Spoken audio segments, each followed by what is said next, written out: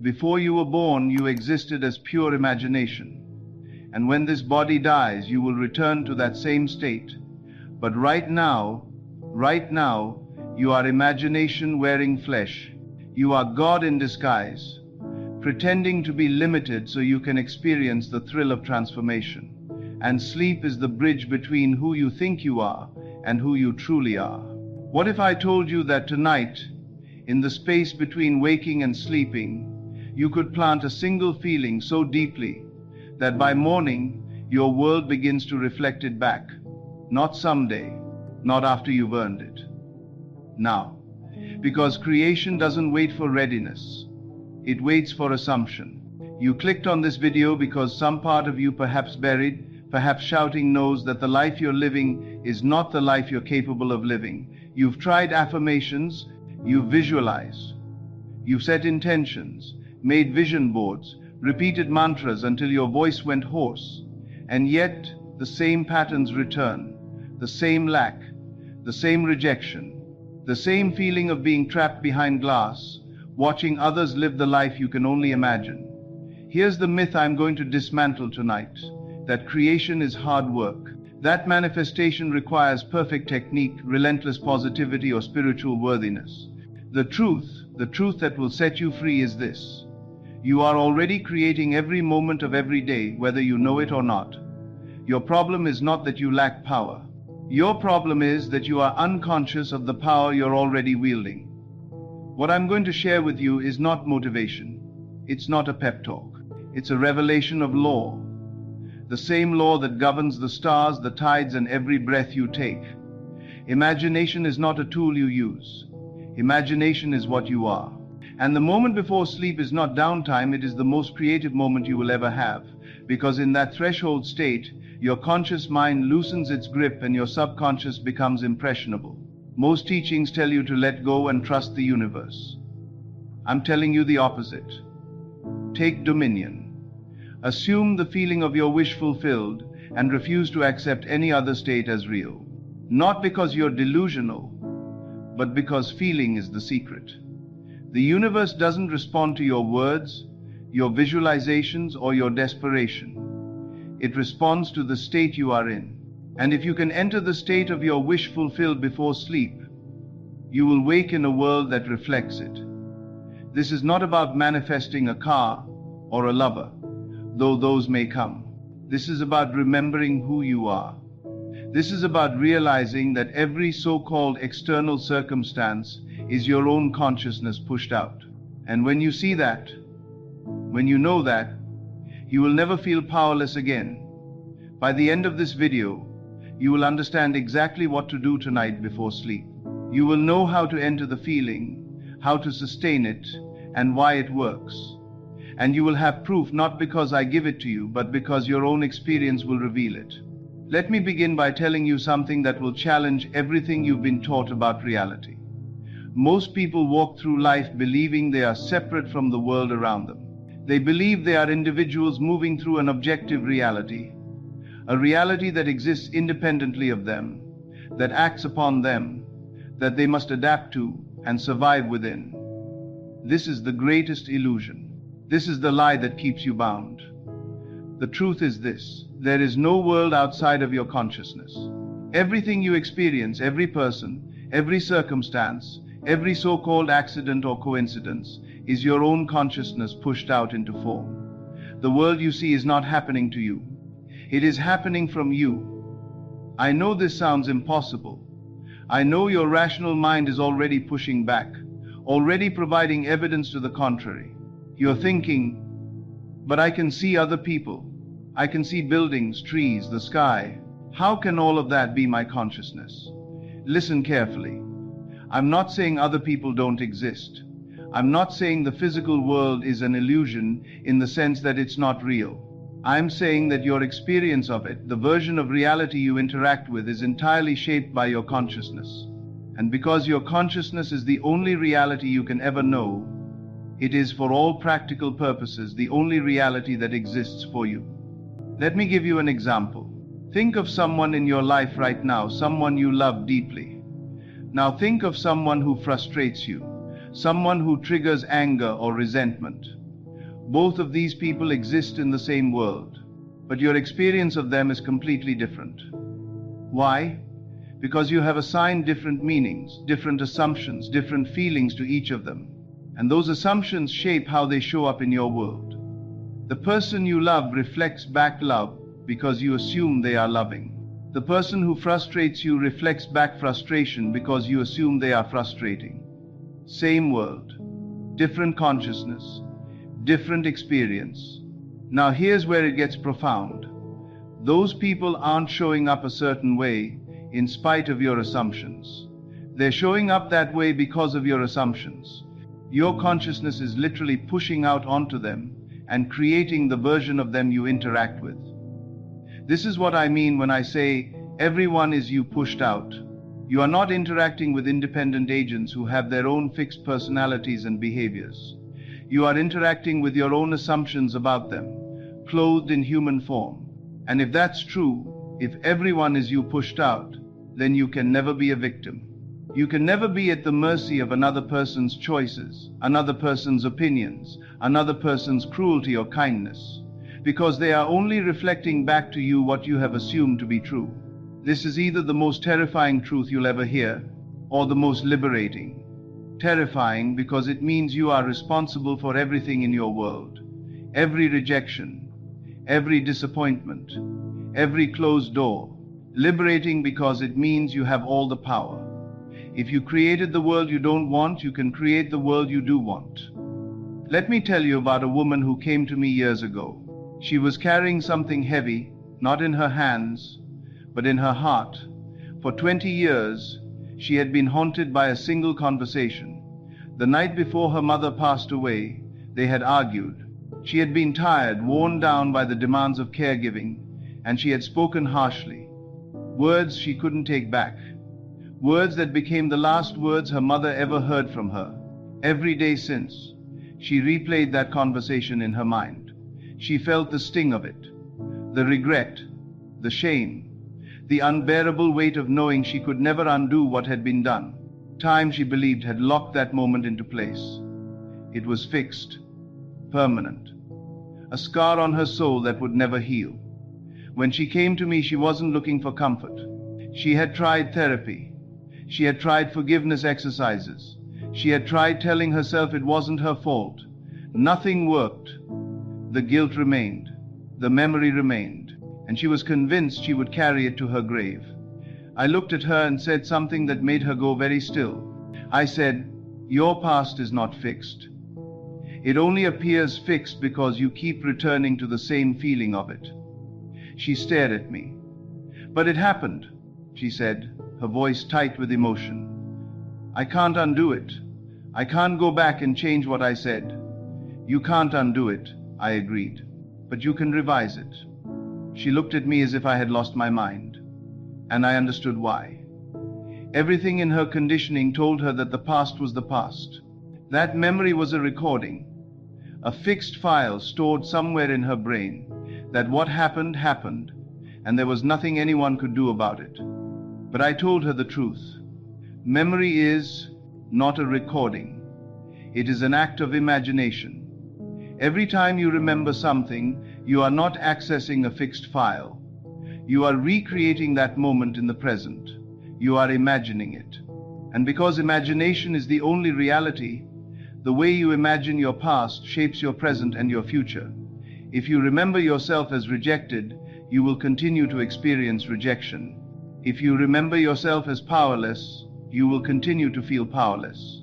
Not because the past is controlling you, but because you are perpetually recreating the past with the same feeling, and that feeling becomes the lens through which you see everything.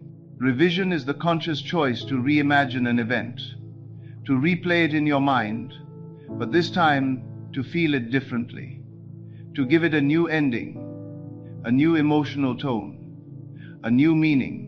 I told her, every night before you sleep, I want you to replay that final conversation with your mother.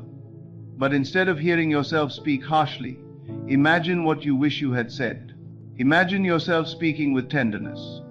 Imagine your mother's face softening. Imagine the warmth between you.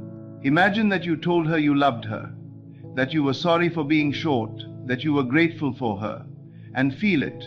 Feel the peace. Feel the resolution. Feel what it would be like if that had been the truth. She resisted. But that's lying, she said. That's not what happened. And I said, you've been lying to yourself for 20 years. You've been telling yourself that one moment of frustration defines you. You've been telling yourself that your mother died without knowing you loved her. You've been telling yourself a story of guilt and regret, and you've made that story so real that it has become your prison. Now, tell yourself a different story. Not because you're pretending, but because you're choosing which version of the past you will give power to. She didn't believe me, but she was desperate enough to try. Every night for 2 weeks, she practiced revision.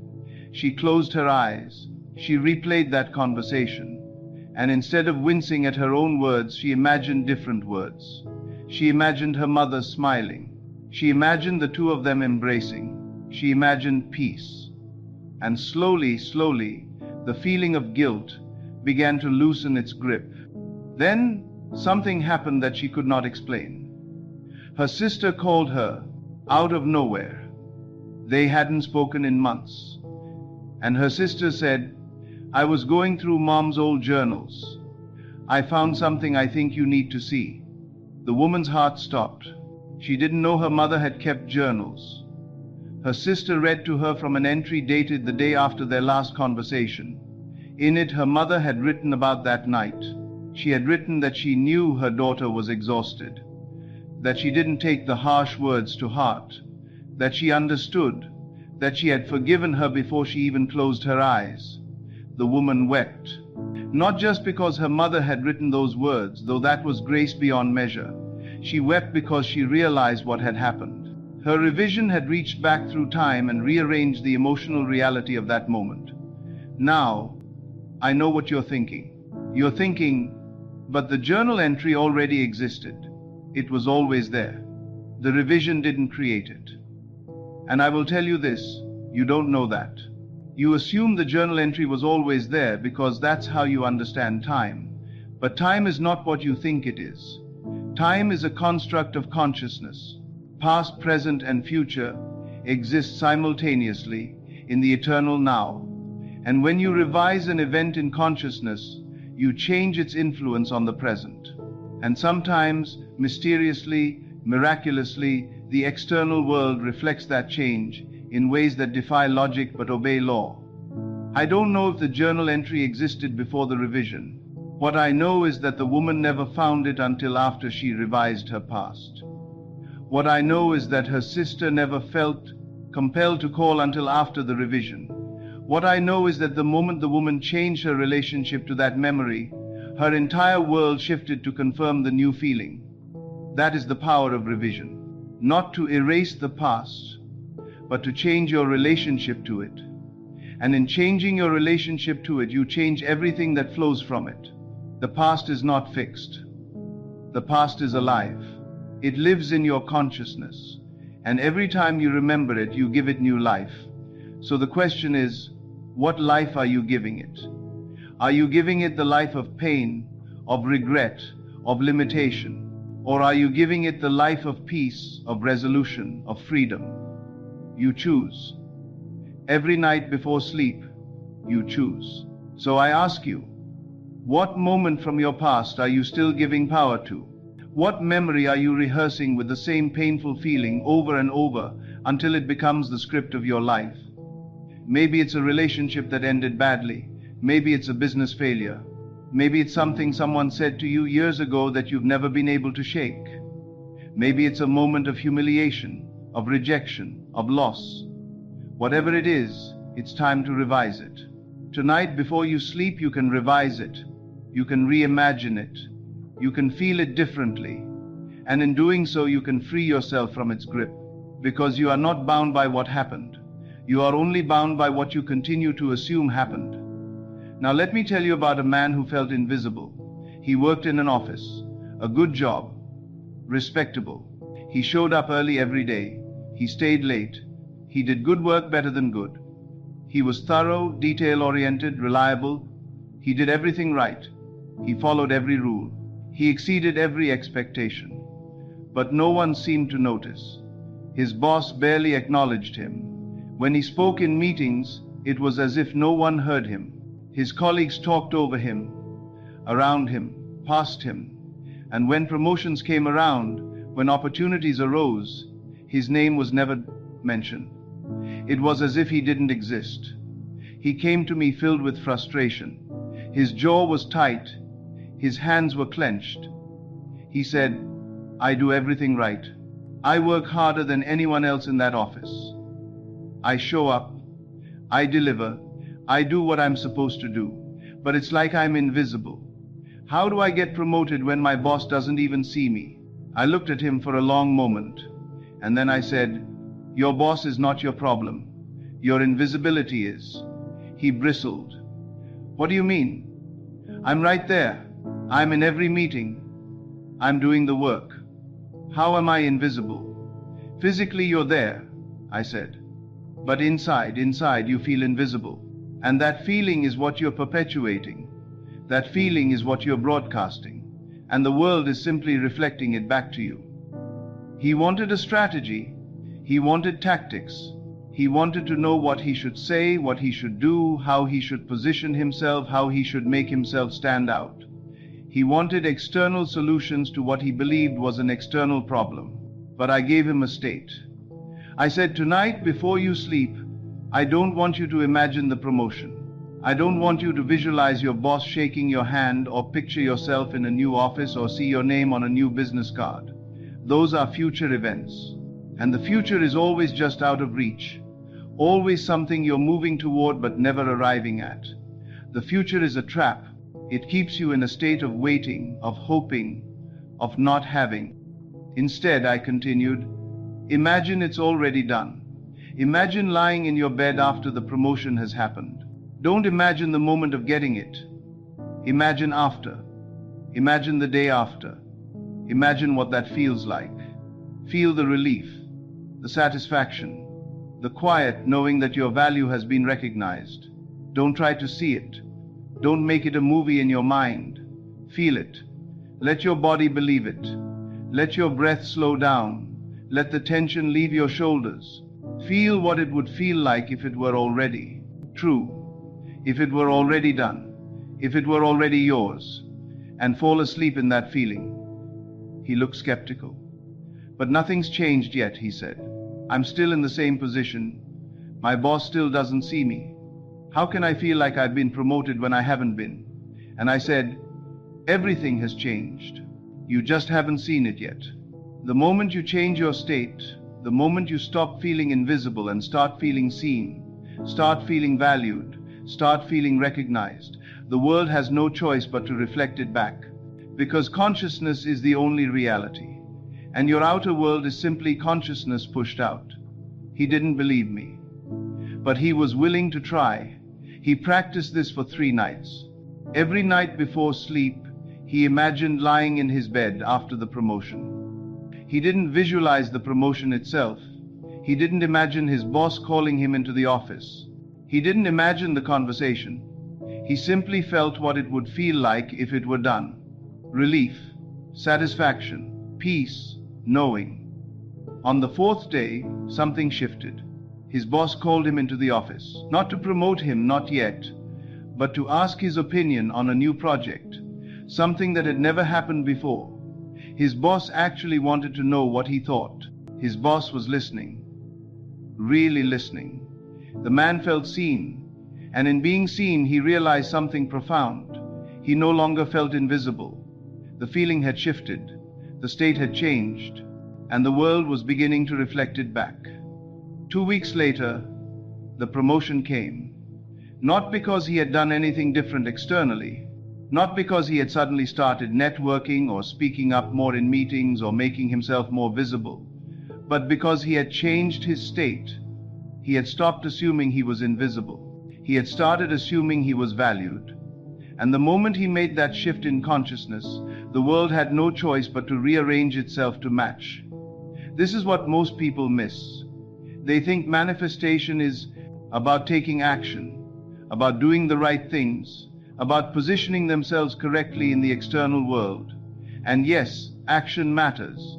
But action without the right state is exhausting and often fruitless.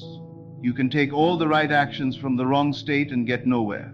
But when you shift your state, when you occupy the feeling of the wish fulfilled, the right actions flow naturally, effortlessly, and they produce results that astonish you. Your outer world is a perfect mirror of your inner state. If you feel unworthy, the world will agree. If you feel rejected, the world will confirm it. If you feel invisible, the world will overlook you. But if you assume the feeling of your wish fulfilled, if you live from the end, the world has no choice but to conform. This is not magic, this is law. And law is impersonal. It doesn't ask if you deserve it. It doesn't ask if you're ready. It doesn't ask if you've worked hard enough, or suffered enough, or proven yourself worthy. It simply responds to what you are being. It responds to your state of consciousness. So if you're feeling overlooked, undervalued, invisible, stop trying to change the outer world. Stop trying to make people see you. Stop trying to prove your worth. Change your state. Assume the feeling of being seen. Assume the feeling of being valued. Assume the feeling of being recognized.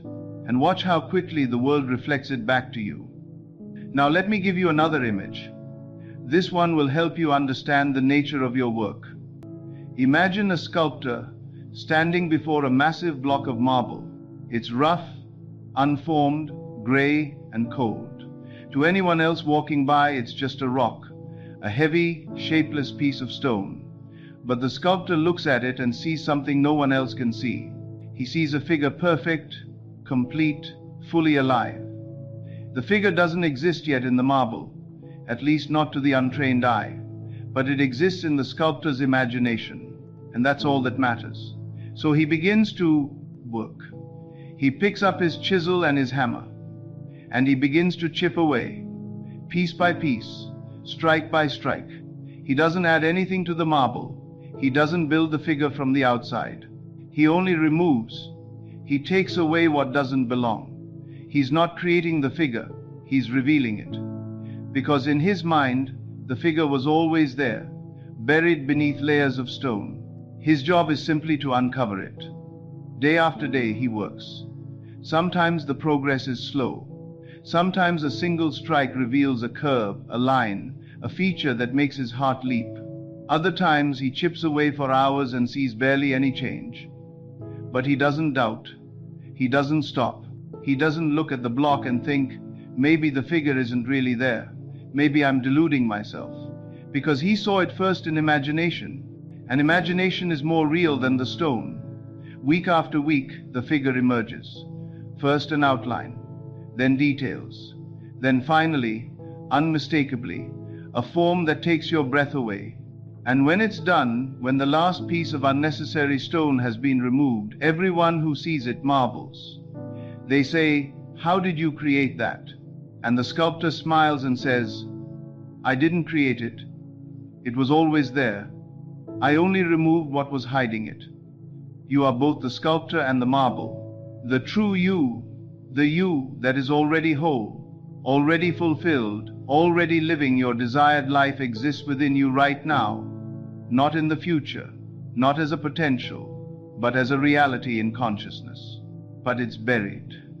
Buried under layers of false assumption, buried under old identities that you've worn for so long you think they're you, buried under inherited beliefs. Beliefs you absorb from your parents, your teachers, your culture, your past experiences, buried under fears, doubts, the voices of everyone who ever told you who you were, or what you couldn't do, or what was possible for someone like you. Your work is not to become someone new. Your work is to remove what is not you, to chip away at the false, to let go of the old assumptions, to stop identifying with lack, with limitation, with the story of someone who struggles and waits and hopes and dreams but never quite arrives. And every night before sleep, you have the chisel in your hand. You have the opportunity to carve away another layer, to remove another false belief, to stop rehearsing the identity you want to shed and start inhabiting the identity you wish to claim. The sculptor doesn't beg the marble to change. He doesn't hope the figure will emerge someday if he's patient enough. He doesn't doubt that it's there. He assumes it's already there. And he acts accordingly. He doesn't second guess himself. He simply removes what doesn't belong, one piece at a time, until the figure stands revealed. That's what you must do. Assume the figure is already there. Assume your wish is already fulfilled. Assume the true you, the successful you, the loved you, the free you, the powerful you is already there, waiting to be revealed. And then, with every thought, every feeling, every moment of awareness, remove what contradicts that assumption. Stop identifying with the person who doesn't have what they want. Stop thinking from lack. Stop feeling from lack. Stop telling the story of limitation. Start thinking from the end. Start feeling from the end. Start telling the story of fulfillment. And watch as the figure, your true self, your fulfilled self, begins to emerge. The marble doesn't resist the sculptor, it yields. And in the same way, when you align your consciousness with your desired state, reality yields to you. Not because you're forcing it, but because that's the law. Consciousness is the substance. Reality is the shadow. Change the substance, and the shadow must follow. Now, let me give you the foundation, the bedrock, the principle upon which everything else rests. Because if you don't understand this, nothing else I say will make sense. And if you do understand this, if you truly grasp this, everything changes. Here it is. Consciousness is the only reality. I know this sounds radical. I know it sounds impossible. I know every fiber of your conditioning, every lesson you've learned since childhood, rebels against it. You look around and you see a solid world. You see buildings made of concrete and steel. You see other people with their own thoughts and feelings. You see circumstances that feel utterly independent of you, utterly outside of your control. And you think, how can consciousness be the only reality? There's a whole world out here that exists whether I'm aware of it or not. But I'm going to ask you a question, and I want you to really think about it. Have you ever experienced anything outside of consciousness? Have you ever touched something, seen something, felt something, known something that wasn't filtered through your awareness? You haven't. You can't. Because everything you experience happens in consciousness. The world you see is not happening to you. It's happening in you. Think about it. Right now, you're aware of the sound of my voice. You're aware of the space around you. You're aware of the temperature, the light, the feeling of your body. You're aware of your own thoughts and feelings. All of that, all of it is taking place in consciousness. If you close your eyes, the world doesn't disappear, but your experience of it changes. And your experience is all you have. Your experience is your reality. You've never known anything outside of consciousness. You've never touched a thing in itself. You've only ever known your conscious experience of things. And that conscious experience is shaped entirely, completely, without exception by your assumptions, your beliefs, your state of being. Two people can walk down the same street and have completely different experiences. One sees beauty, opportunity, friendly faces. The other sees danger, scarcity, hostile strangers. Same street, same people, same buildings, different consciousness, different experience, different reality. You meet someone and immediately, unconsciously, you assign them a role. You decide if they're friendly or cold, trustworthy or suspicious, attractive or plain, important or insignificant. And once you've made that assumption, once you've assigned that meaning, that's the version of them you interact with. That's the version that shows up in your experience. And here's the profound part. They don't show up that way in spite of your assumption. They show up that way because of your assumption. Your consciousness literally creates the version of them you interact with. I once knew a man who was convinced everyone was out to take advantage of him. He believed people were selfish, manipulative, always looking for an angle. And you know what? In his experience, that's exactly what people were. Every business deal went sour. Every friendship ended in betrayal. Every relationship proved his belief right. But it wasn't because he was right about people. It was because his assumption about people created his experience of people. He was interacting with his own consciousness, pushed out onto others. Another man I knew assumed everyone was fundamentally good, fundamentally kind. He trusted easily. He gave people the benefit of the doubt. And in his experience, people rose to meet that assumption. They were kind to him. They helped him. They proved trustworthy. Same world, different consciousness, different experience. So when I say consciousness is the only reality, I'm not saying you're hallucinating. I'm not saying other people don't exist. I'm saying that the world you experience is a reflection of your consciousness. It's you, pushed out. Every person is you in disguise. Every circumstance is your assumption hardened into fact. And when you truly understand this, when you truly see that there is no one else, that everything in your world is you, you will never feel victimized again. You will never blame another person again. You will never feel powerless again. Because you will see that the person who hurt you, the circumstance that disappointed you, the opportunity that passed you by, all of it was your own consciousness, showing you what you assumed to be true. This is not a burden. This is liberation. Because if consciousness is the only reality, then you are not at the mercy of the world. You are the creator of it. You are not a victim of circumstance. You are the author of circumstance. Let me take this even deeper. The Bible, understood mystically, not literally, tells us this truth over and over. In the beginning was the Word, and the Word was with God, and the Word was God. But the word in the original text is not word as in spoken language. It's logos. And logos means creative reason, imagination, the shaping principle, the force that gives form to the formless. In the beginning was imagination, and imagination was with God, and imagination was God. Not imagination as in daydreaming or wishful thinking. Imagination as the creative power of consciousness, the power to conceive, to assume, to give reality to the unseen. And here's the revelation. You are that imagination, not a piece of it, not a spark of it, not a servant of it.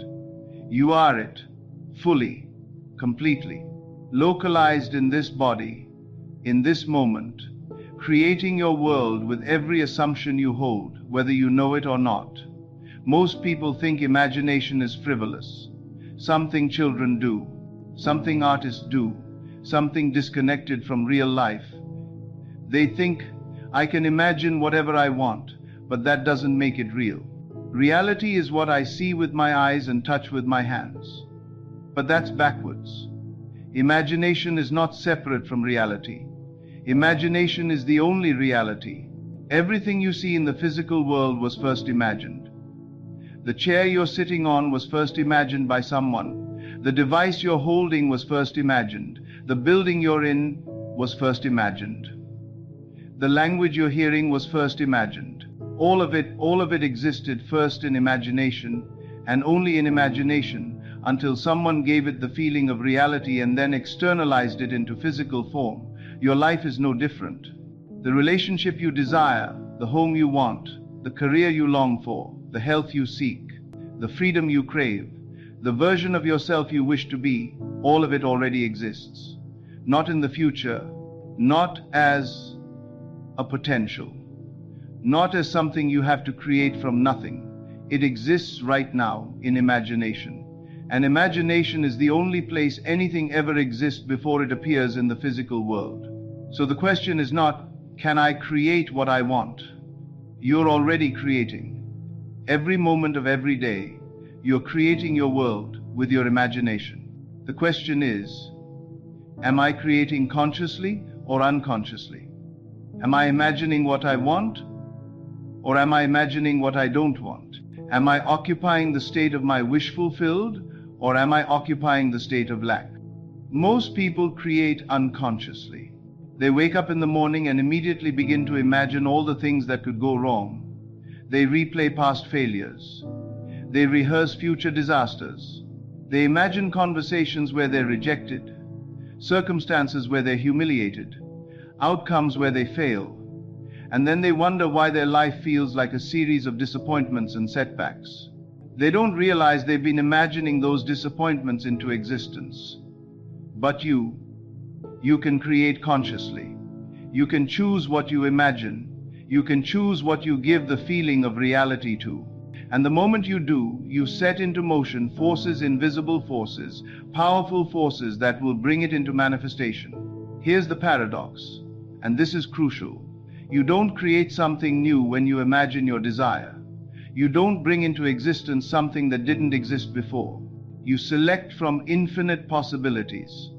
Every version of your life, every possible outcome, every possible circumstance, every possible you already exists in the infinite field of consciousness. The wealthy you exists, the healthy you exists, the loved you exists, the free you exists, the fulfilled you exists. Right now, not in the future, not in some other dimension. Right now, in consciousness. They're not waiting to be born. They're waiting to be assumed. They're waiting for you to occupy their state, to think from their perspective, to feel from their feeling, to be them. And the moment you do, the moment you assume the state of your desired reality, you select that version of yourself from the infinite field. You bring it from the invisible into the visible, from the imaginal into the actual. This is what assumption is. Assumption is not hoping or wishing or wanting. Assumption is occupying a state in consciousness.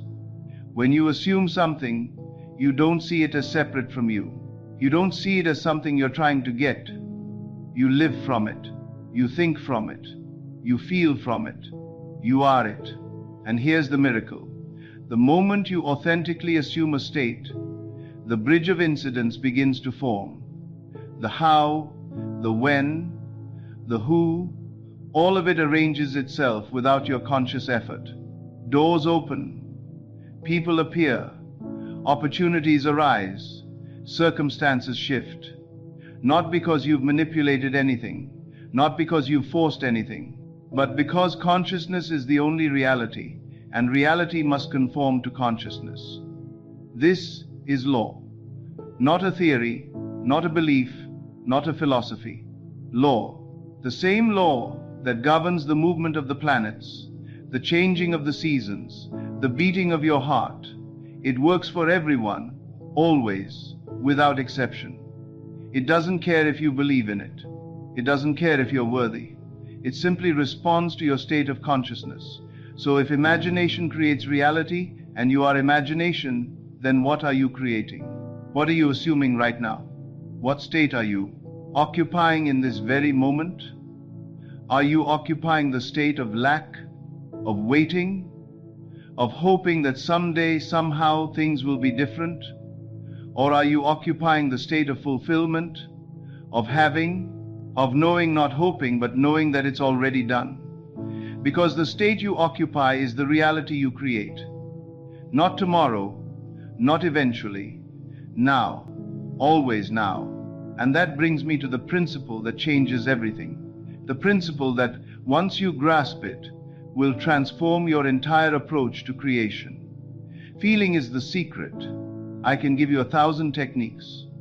I can tell you to visualize, to affirm, to script, to create vision boards, to chant mantras, to perform rituals. But if you don't understand this one principle, none of it will work.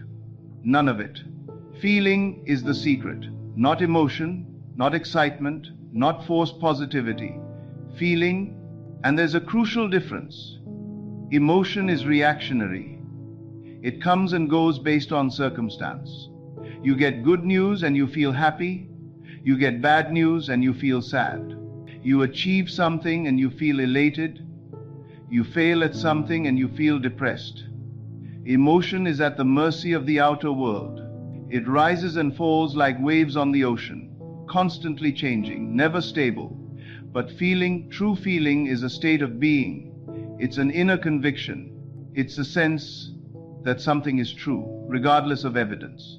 It's not dependent on what's happening around you. It's generated from within. It's stable.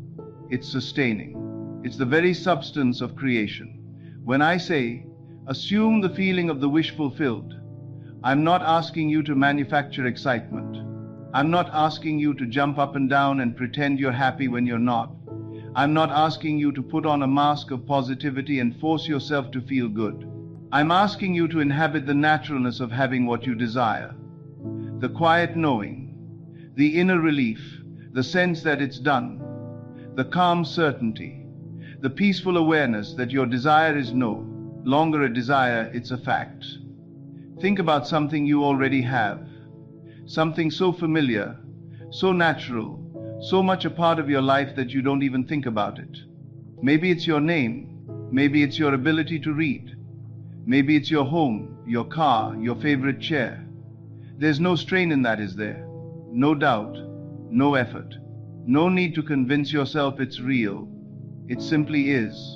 You don't wake up every morning and affirm, I have a name, I have a name, I have a name. You don't check to make sure your home is still there. You don't doubt it. You just know. That's the feeling of the wish fulfilled. That's the state you're aiming for. Not excitement, not elation, not forced emotion. Just quiet knowing, natural acceptance, the sense that it's done. Now contrast that with how most people approach desire. They beg, they plead, they hope, they pray. They visualize with desperate intensity. They check for signs every 5 minutes. They panic when nothing seems to be changing. They oscillate wildly between belief and doubt, hope and despair, confidence and fear. And in doing so, they perpetuate the very state they're trying to escape. Because the universe consciousness, God, whatever you want to call it, doesn't respond to your words. It doesn't respond to your visualizations. It doesn't respond to your desperation. It responds to your state. And if your state is one of wanting, needing, hoping, lacking, then that's what you'll continue to experience. Want, need, hope, lack. Always in the future. Always just out of reach. Never now. But if you can shift into the state of having, if you can feel it as done, as natural, as already yours, then the outer world has no choice but to conform. Because consciousness is the only reality, and your outer world is simply consciousness pushed out into form. This is why techniques alone don't work. You can visualize for hours. You can affirm until your voice is hoarse. You can create elaborate vision boards and rituals. But if you're doing all of that from a state of lack, from a state of I don't have this yet and I'm trying to get it, then all you're doing is reinforcing the lack. You're telling your subconscious, I don't have it. I need it. I'm separate from it. And your subconscious, being impersonal and literal, accepts that as your instruction and creates more of the same. But if you can shift your state, if you can enter the feeling of already having it, then even the simplest technique becomes powerful. Even a single thought, held with the right feeling, can move mountains. This is why I say, before you sleep, enter the feeling of your wish fulfilled. Not the feeling of wanting your wish fulfilled, the feeling of it being fulfilled, the feeling of relief, the satisfaction, the peace, the naturalness, the knowing that it's done. And let that feeling carry you into sleep. Why sleep? Why is this moment so powerful? Why do I place such emphasis on the state you enter as you drift off? Because sleep is the most creative state you will ever experience.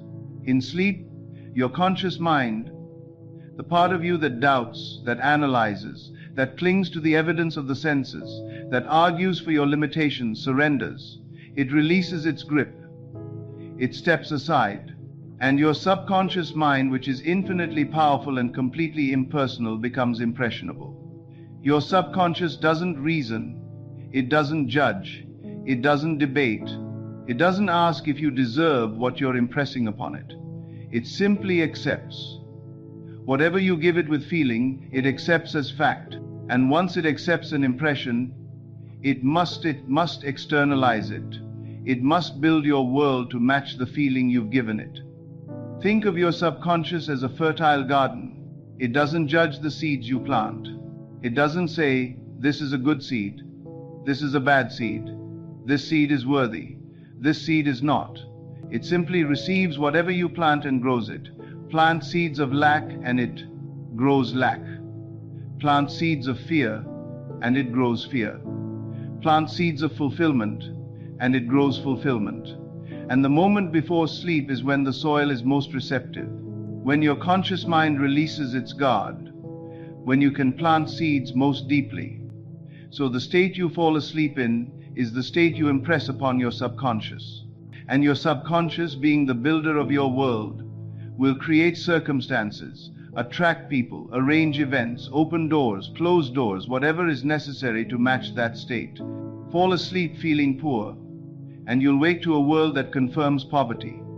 Not because the world is punishing you, but because your subconscious accepted poverty as your instruction and built accordingly. Fall asleep feeling rejected, and you'll wake to a world that confirms rejection. Not because people don't like you, but because your subconscious accepted rejection as your reality and created experiences to match.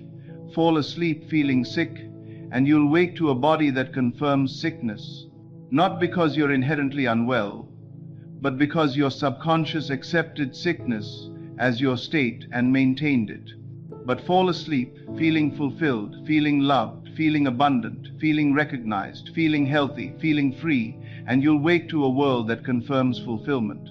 Not immediately, perhaps, not all at once, but inevitably, certainly, because law doesn't fail. This is not magic. This is not wishful thinking. This is law, impersonal, immutable law. And law doesn't bend. Law doesn't make exceptions. Law simply is. So the only question that matters is this: what are you feeling as you fall asleep? What state are you impressing upon your subconscious night after night after night?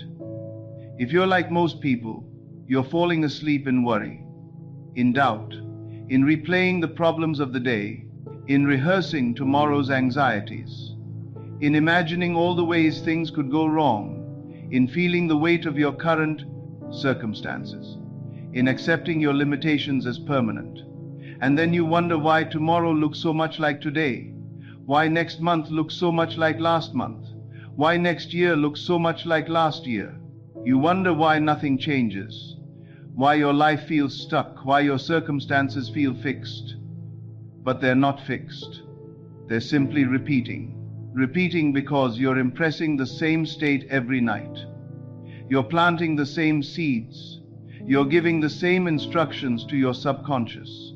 And your subconscious, being loyal and literal, is simply obeying. But tonight you can change that. Tonight, you can consciously choose the state you fall asleep in.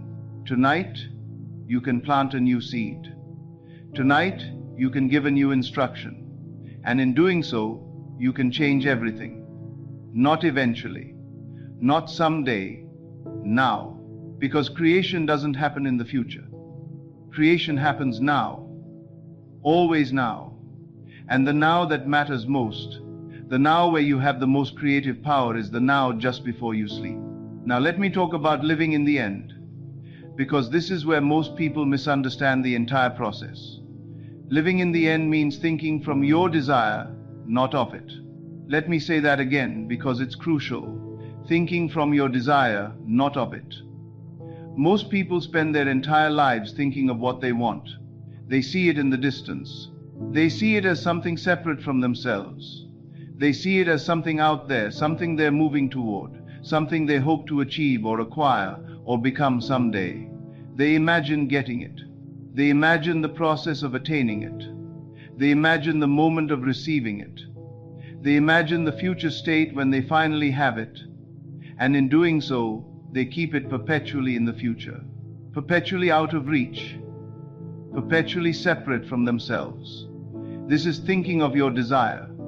And thinking of your desire keeps you in a state of not having it. But when you live in the end, you collapse the distance.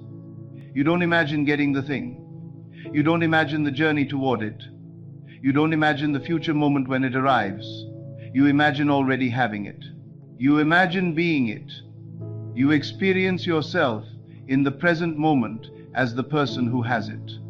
This is thinking from your desire, thinking from the end, living in the wish fulfilled. And this is not pretending. This is not fake it till you make it. This is not lying to yourself or denying your current circumstances. This is a shift in identity, a shift in state, because the moment you assume the state of your wish fulfilled, you become the person who has it. And the person who has it thinks differently, feels differently, moves differently, speaks differently, makes different choices than the person who wants it. Let me give you an example to make this concrete. If you desire wealth, let's say you desire financial freedom, abundance, the ease that comes from never worrying about money, most people approach it by thinking of wealth. They imagine their bank account. They see a large number. They imagine receiving money. They imagine the moment they become wealthy. They imagine their future self, financially free, living the life they dream of. And every time they do this, they're affirming to themselves, I don't have it yet. I'm separate from it. It's out there in the future. I'm here in lack, hoping to get there someday. That's thinking of wealth. And thinking of wealth keeps you in poverty. But thinking from wealth is completely different. Thinking from wealth means imagining how you would feel if wealth was so natural to you that you didn't even think about it. If financial freedom was so much a part of your identity that it wasn't something you hoped for, it was simply who you are. Imagine the ease, the calm, the lack of concern. Imagine walking past something you want and buying it without a second thought. Imagine receiving a bill and paying it without anxiety. Imagine a friend mentioning a financial worry and realizing, with gentle compassion, that you no longer relate to that feeling. Imagine the quiet inner knowing that you're taken care of, that you're abundant, that money flows to you easily, naturally, constantly. That's thinking from wealth. That's living in the end. That's occupying the state of the wish fulfilled. And here's what happens when you truly occupy that state. Your actions change. Not because you force them to, but because you're being someone different. You're being the wealthy person. And the wealthy person makes different choices. You stop hoarding. You stop operating from scarcity. You stop penny pinching out of fear. You start being generous. You start making decisions from abundance. You start moving with ease and confidence. And the world, which is always reflecting your state, begins to match your new assumption. Opportunities appear. Money comes from unexpected sources. Doors open that were previously closed. Not because you manipulated anything, but because you changed your state, and reality conforms to consciousness. This is the secret. Not visualizing what you want, but being who you would be if you already had it. So the question is not, how do I get what I want? The question is, who would I be if I already had it? And then, can I be that person now? Not when circumstances change. Not when you see evidence. Now. Before the evidence. That's what faith is. Occupying the state before you see it reflected back. And I promise you this. Occupy the state authentically, and the reflection must come. Because consciousness is the only reality, and reality must conform to consciousness. That's law. Now, let me take you even deeper into revision, because revision is one of the most powerful tools you have, and yet it's one of the most misunderstood and underutilized. I told you earlier about the woman who revised her conversation with her mother, but let me expand on this. Let me help you understand why revision works, and how you can use it to free yourself from the chains of your past. Most people believe the past is fixed. They believe that what happened, happened, and there's nothing anyone can do about it. The past is over, done, unchangeable, locked in time, and they carry that past with them like a heavy stone, letting it shape their present and limit their future. But here's what you must understand. The past is not fixed. The past is alive. It lives in your consciousness, and every time you remember it, you recreate it. You give it new life. You reimagine it in the present moment. Memory is not a photograph. It's not a video recording stored somewhere in your brain, unchangeable and objective. Memory is a living act of imagination. Every time you remember something, you are imagining it. You are reconstructing it from fragments, filling in details, assigning meaning, attaching feeling. And because imagination is the only reality, because imagination creates your experience of the world, the way you imagine your past continues to shape your present and your future. If you remember yourself as rejected, you will continue to experience rejection, not because rejection is your destiny, but because you are perpetually recreating the feeling of rejection every time you revisit that memory. You're telling yourself, this is who I am, this is what happens to me, this is my story. And your subconscious, being literal and obedient, accepts that as your instruction and creates more experiences to match. If you remember yourself as humiliated, you will continue to feel humiliated. If you remember yourself as powerless, you will continue to be powerless. If you remember yourself as unloved, you will continue to feel unloved, not because the past is controlling you, but because you are recreating the past every time you revisit it with the same feeling. The past doesn't exist anywhere except in your consciousness right now. It's not back there in time. It's here, in this present moment, alive in your imagination, and you have the power to reimagine it. That's what revision is. Revision is the conscious choice to reimagine an event, to replay it in your mind, but this time to give it a different outcome, a different feeling, a different meaning. This is not about denying what happened. It's not about pretending it didn't happen. It's not about spiritual bypassing or toxic positivity. It's about recognizing that the event itself is neutral. What gives it power is the meaning you assign to it and the feeling you attach to it. And meaning and feeling can be changed. Let me give you another example. Let's say you had a conversation with someone, maybe a boss, maybe a parent, maybe a romantic partner, and it went badly. Maybe they criticized you. Maybe they rejected you. Maybe they said something that hurt deeply. And ever since you've replayed that conversation in your mind, you've felt the sting of it. You've rehearsed your humiliation, your anger, your hurt. Every time you do that, you're giving that event power. You're keeping it alive. You're telling your subconscious, this is true about me. This is how people see me. This is what I deserve. But you can revise it. Tonight before you sleep, replay that conversation. But this time change it. Imagine yourself responding with grace, with confidence, with power. Imagine the other person's face softening. Imagine them apologizing. Imagine them recognizing your worth. Imagine the conversation ending with resolution, with respect, with peace. And don't just see it. Feel it. Let your body relax into the new version. Let the old feeling of humiliation dissolve. Let a new feeling of dignity, of respect, of power take its place. Do this not once, but every night until the old feeling has no grip on you anymore. Until you can think of that person or that event and feel nothing but peace. And here's what will happen, and I've seen this countless times. When you revise an event and truly feel it differently, the external world often reflects that change. Not always in obvious ways, not always immediately, but mysteriously, profoundly, undeniably. Sometimes the person will reach out to you out of nowhere. Sometimes they'll apologize without you saying a word. Sometimes a new opportunity will appear that wouldn't have been possible if the event hadn't happened. Sometimes you'll simply find that the event no longer has power over you, and that freedom transforms everything. I don't pretend to fully understand how this works. I only know that it does.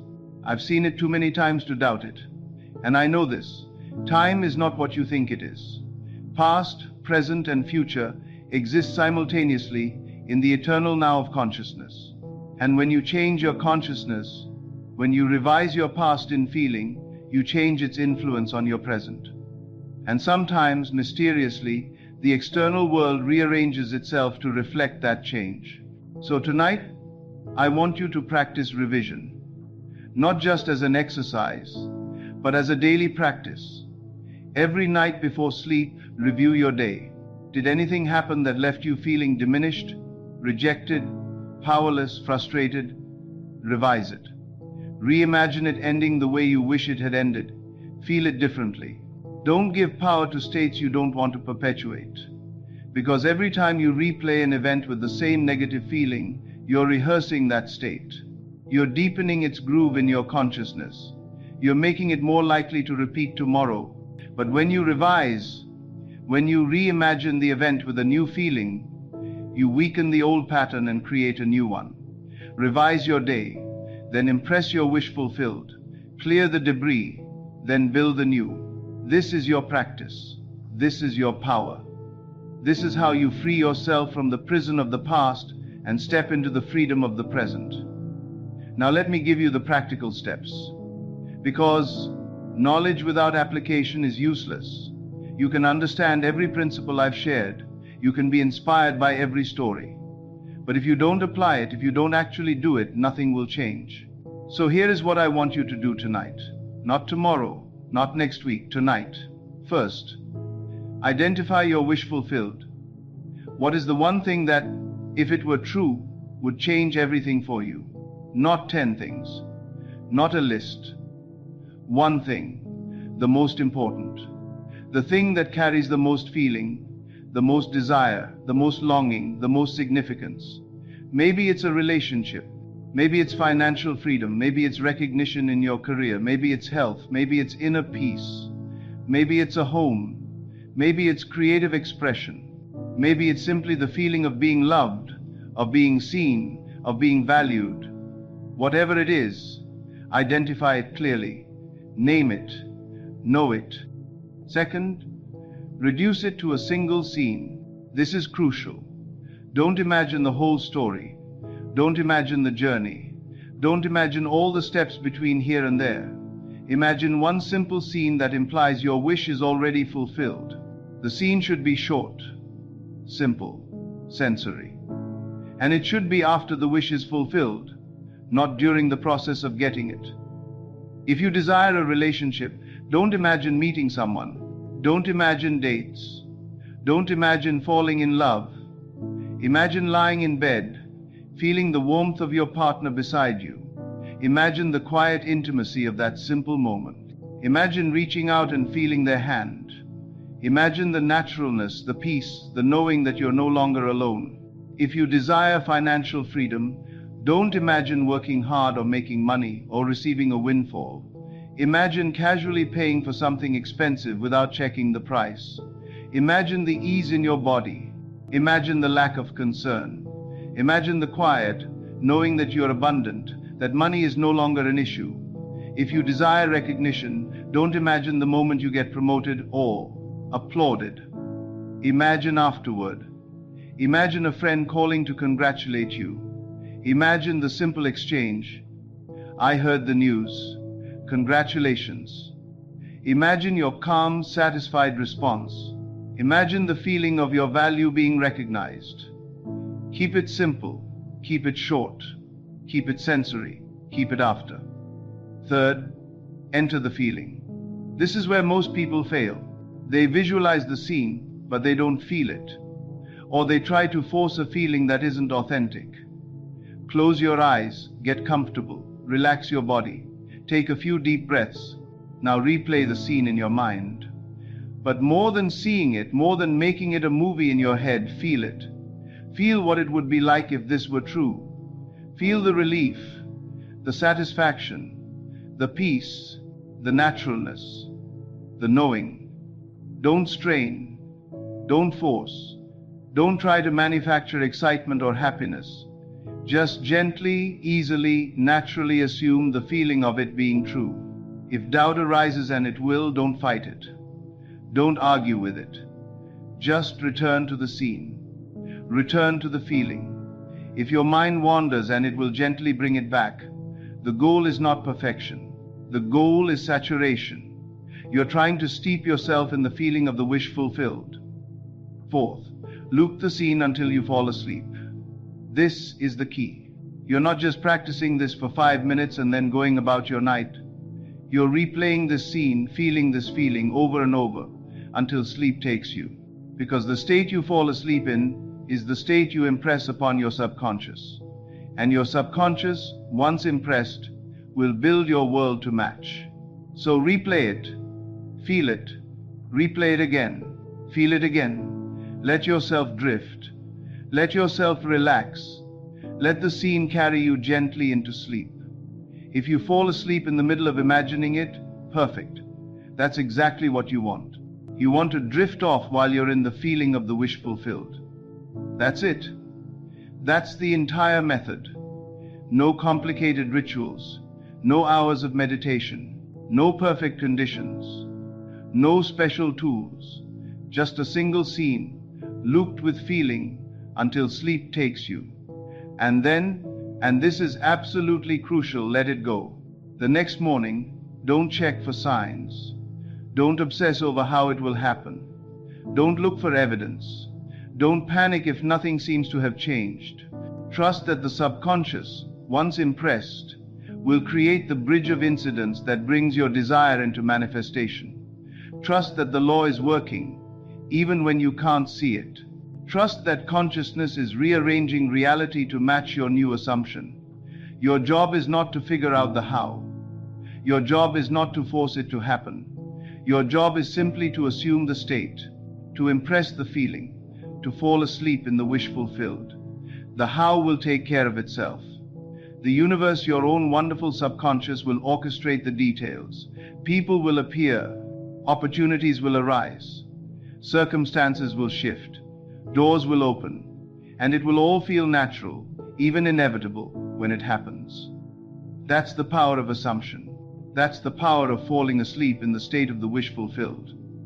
Now, in addition to the pre-sleep ritual, I want you to practice something throughout the day. I want you to become aware of your state, because creation doesn't only happen at night. You are creating all day long, with every thought, every assumption, every feeling, every inner conversation. So throughout the day, catch yourself. Notice what state you're in. Are you in the state of worry, of lack, of waiting, of frustration, of fear, of doubt? Or are you in the state of your wish fulfilled? Are you thinking from the end? Are you being the person who already has what you desire? When you catch yourself in a negative state, and you will, many times throughout the day, don't judge it. Don't beat yourself up. Don't feel like you've failed. Simply shift. Ask yourself, what would I be feeling if my desire were already fulfilled? What would I be thinking? How would I be moving through the world? And then assume that feeling, assume that thought, assume that state, even if just for a moment. This is not about maintaining a perfect state 24 hours a day. That's exhausting, that's unrealistic, that's unnecessary. This is about conscious course correction, about catching yourself when you've drifted into an unwanted state and gently redirecting yourself back to the desired state. Because your dominant state, the state you return to most often, the state you occupy most consistently, is what manifests. So make your desired state your home, not your goal, not your hope. Your home, the place you return to again and again. And one more practice that's essential. Spend a few minutes before sleep revising your day. Did you have a conversation that went poorly? Revise it. Did you feel anxious? Revise the situation that triggered the anxiety, imagining it unfolding peacefully. Did you feel rejected or overlooked? Revise the event, imagining yourself being seen, valued, respected. Did something happen that made you feel small or powerless?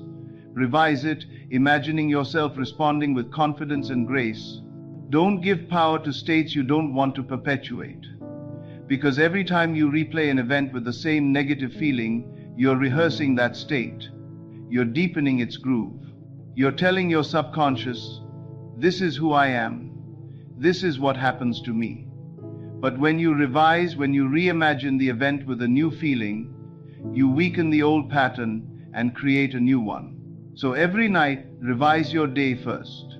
Clear the debris, dissolve the negative impressions, and then impress your wish fulfilled. Plant the new seed, clear the old, plant the new. That's your practice.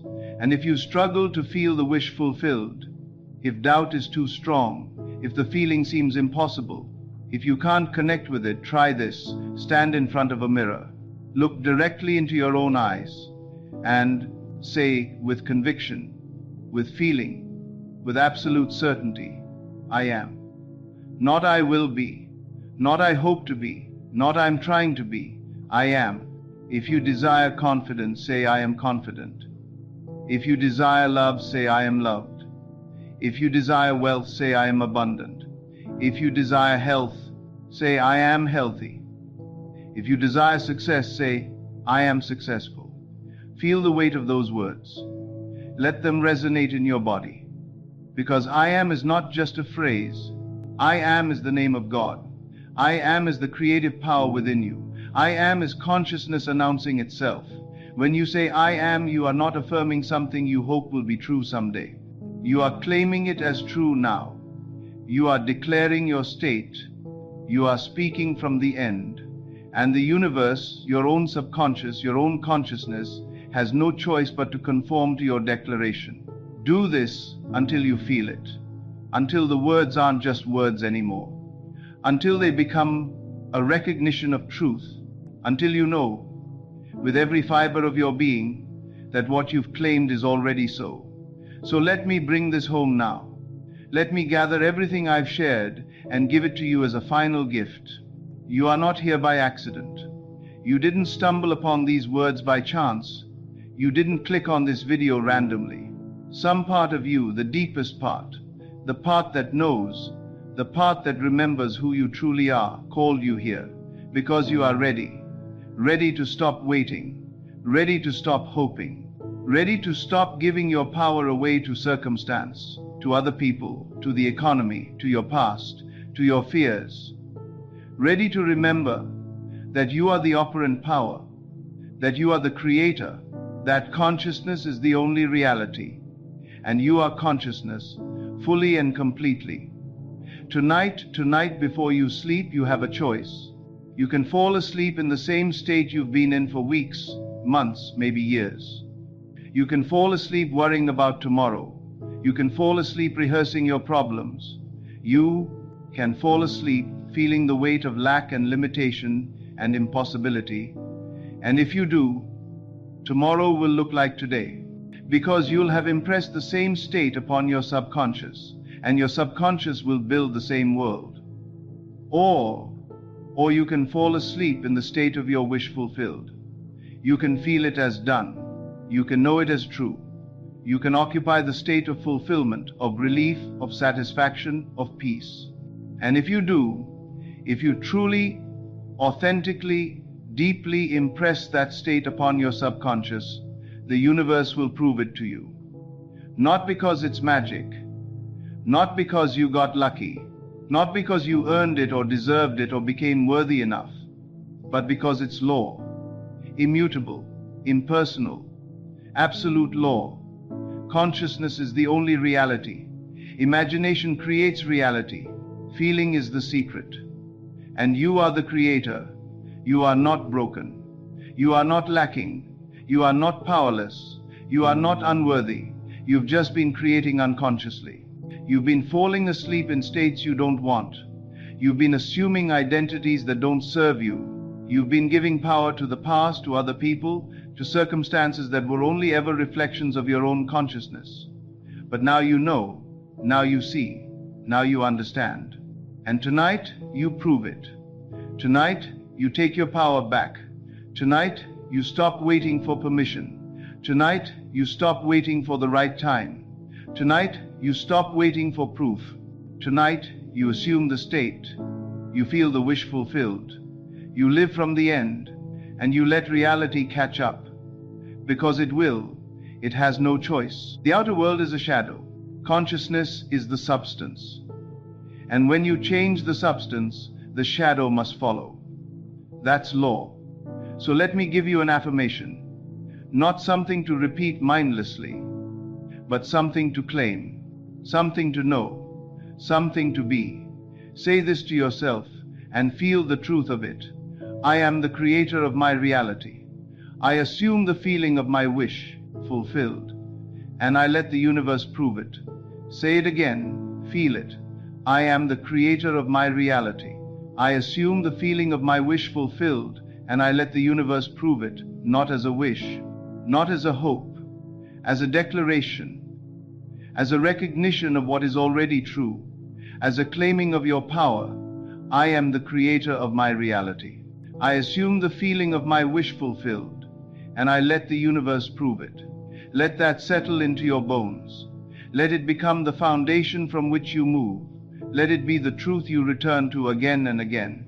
And if this resonated with you, if something shifted inside as you've been listening, I want you to do something for me. I want you to tell me in the comments what you're assuming tonight. What state are you choosing to fall asleep in? What wish are you claiming as fulfilled? What identity are you occupying? Because your testimony might be the very thing someone else needs to hear. Your declaration might give someone else permission to claim their own power. You are not alone in this. We are all consciousness, creating together, reflecting each other, proving the law to one another. So share your assumption, share your state, and when your proof comes, and it will come, share that too. Not to boast, but to encourage, to inspire, to show others that this law is real, that it works, that they too can create consciously. Like this video if it served you. If something in you recognized the truth of what I've shared, let me know. Subscribe if you want to continue this journey. If you want more truth, more depth, more reminders of who you are and what you're capable of. But more than any like or subscribe or comment, more than anything, I want you to do this. Tonight, before you sleep, enter the state. Feel the wish fulfilled. Let your body believe it. Let your subconscious accept it. And fall asleep knowing, not hoping, but knowing that it's done. Not hoping, knowing, not wishing, being, not becoming. Already, you don't need permission to create. You only need assumption. An assumption is not something you do, it's something you are. So be it. Be the state. Be the wish fulfilled. Be the creator you've always been but forgot you were. And tomorrow you'll wake in a world that's already beginning to reflect it back to you.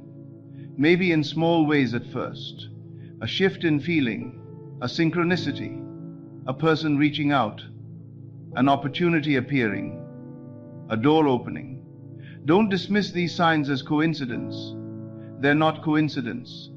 They're confirmation. They're the universe saying, I heard you, I'm responding, I'm rearranging. Keep assuming, keep being, keep living from the end. And as you continue, as you make this a practice, as you fall asleep in the state of your wish fulfilled, night after night after night, the signs will get stronger, the changes will get bigger, the evidence will become undeniable. And one day, maybe soon, maybe sooner than you think, you look around and realize, I created this. Not by forcing, not by struggling, not by manipulating, but by assuming, by occupying the state, by living from the end, by falling asleep in the wish fulfilled. And you'll never doubt your power again, because you'll have proven it to yourself, and that's the only proof that matters. So go now. Tonight is not just another night. Tonight is the night you take dominion. Tonight is the night you stop creating by default and start creating by design. Tonight is the night you prove to yourself that you are the operant power in your world. Enter the state. Feel the wish fulfilled. Loop it. Saturate yourself in it. And let sleep carry you while you're immersed in that feeling. And trust. Trust the law. Trust your subconscious. Trust consciousness itself to rearrange your world to match your new assumption. You are not waiting for your life to change. Your life is waiting for you to change. And change begins in consciousness. It begins in assumption. It begins tonight in that sacred space between waking and sleeping, where you are most impressionable, most powerful, most divine. Create consciously. Assume boldly. Live from the end, and watch, just watch, as the world proves you right. I am, you are. And in that recognition, all things become possible. Now go, assume, be, create, and know that you are